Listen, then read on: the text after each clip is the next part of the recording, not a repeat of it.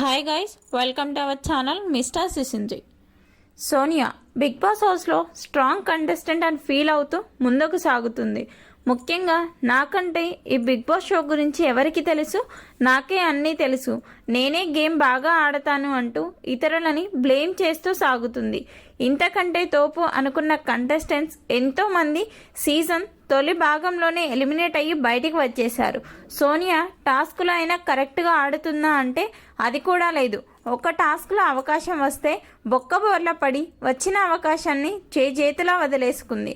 ఇక ఇదిలా ఉంటే వీకెండ్ కావడంతో బిగ్ బాస్ స్టేజ్ మీదకి వచ్చిన హోస్ట్ నాగార్జున హౌస్లో ఉన్న సోనియాతో మాట్లాడుతూ, చూడు సోనియా, నువ్వు అనుకున్నదే నిజం కాదు, ఎదుటివారు చెప్పేది కూడా వినాలి.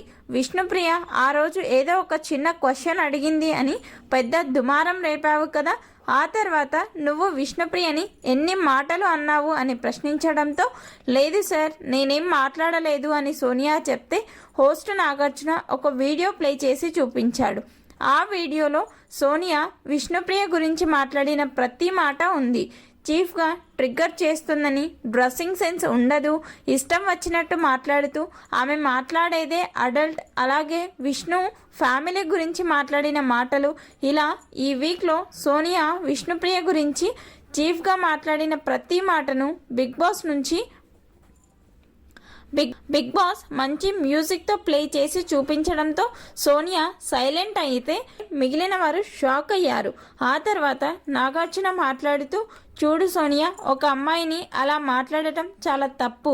ఆ అమ్మాయికి ఫ్యామిలీ లేదు, నీకు ఉంది కదా, నీ బుద్ధి ఏమైంది, అన్ని మాటలు మాట్లాడావు. నువ్వు ఇన్ని మాటలు అన్నా కూడా విష్ణుప్రియ చాలా సైలెంట్గా అన్ని ఆడియన్స్ చూస్తారులే అని వదిలేసింది.